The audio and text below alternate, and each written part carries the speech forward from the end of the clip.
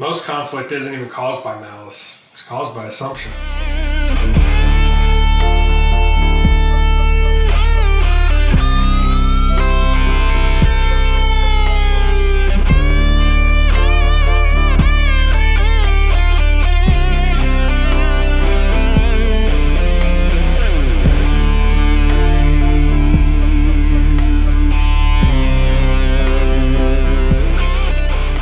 Back to my channel. I'm Jack Lawrence, award-winning and best-selling mystery writer and former therapist.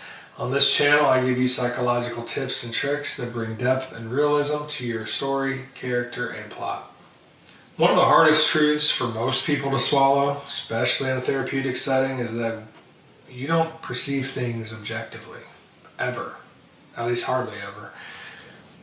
People, including you, including your characters, filter reality through different lenses based on your past experiences, emotional state, expectations, and cultural factors.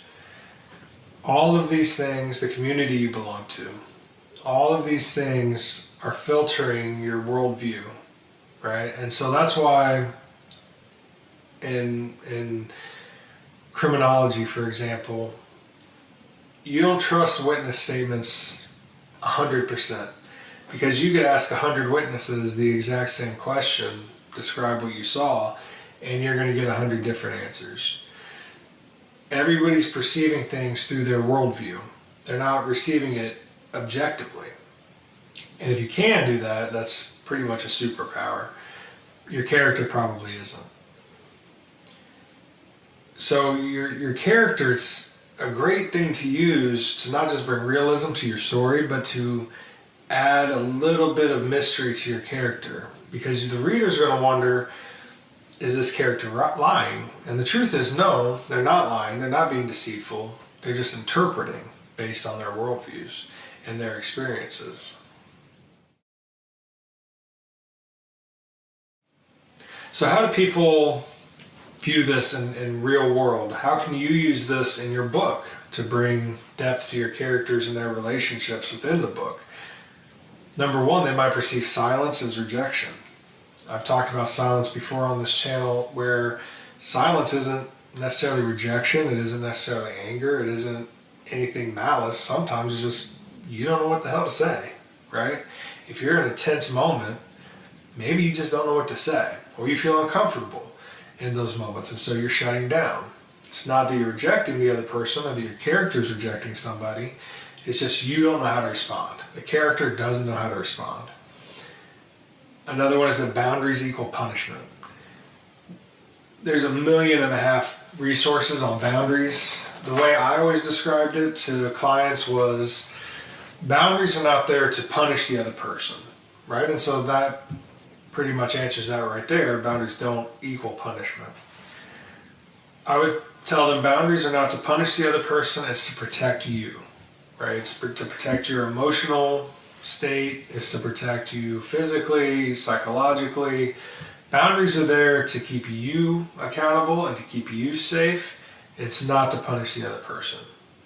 I've talked before about how I've worked in addiction treatment, and one of the big boundaries that most female partners came up with was they were going to change the locks, they were going to kick their partner out, they were going to do all these things. You know, they were going to basically just remove them from the house, change the locks, yada yada. 99.9% of the time that failed. Why? Because it's not realistic, it's not sustainable, and it's not a boundary you can stick to. And it's punishment. Right? You're punishing the other person for what they did. It's not protecting you in any way, right? So, unless, obviously there are certain circumstances where that wouldn't be the case, but for the most part, that's going to be the situation. So is your character, which side of the aisle is your character on there? Is somebody setting boundaries on them a punishment, or are they the ones setting boundaries? Emotions equal accusations. And that's not the case at all. Emotions are just how you feel. It's how your character feels, that's what they're going through. Emotions equal accusations. which isn't true at all, right? Emotions are just how you feel. It's based on life experiences and things that you've dealt with in the past relationships. It's not truly accusing the other person of something. It's just where you are, right? Your character is not responsible for anybody else's emotions, and no other character is responsible for theirs. So none of these things are true, right? Silence isn't rejection, boundaries is not punishment, and emotion is not accusation, but somehow they all feel very real. So how do writers screw this up? Well, one, they avoid omniscient clarification too early, and they let the reader sit in uncertainty. The reader needs some answers here, right? Where did this all come from? How did this character create this idea that these things mean these things? Good chance some of your readers are going to relate to it, either because that's how they are or somebody in their life is that way. But either way, they need explanation here. It's one of the times where giving a little bit more in the backstory is actually going to be beneficial, because it adds depth. Right now they're starting to realize what drives this character. That's not to say you dedicate a paragraph or a chapter or anything like that to the backstory, but maybe something about they reacted this way because at 10 years old this happened, and it just kind of reminded them of it, right? Make it a few sentences. It doesn't need to be long and in depth, because you want your character to, or you want your reader to have an idea of why the character's doing it without spending a bunch of words trying to explain it to them. That can come gradually. So what is the best way to create this in your novel or your story? It's by letting both characters act logically from incomplete information. Because there's always going to be that little bit of, well, I know what they're thinking because, right? And in reality, you don't. This person is not the same person that created these narratives and stories in your mind that cause you to act this way or to react this way. That's tragedy. And the nice thing about it is that it creates tension without having a villain. You can create a whole novel that is just as powerful as if there's a villain trying to take over the world, based solely on this concept.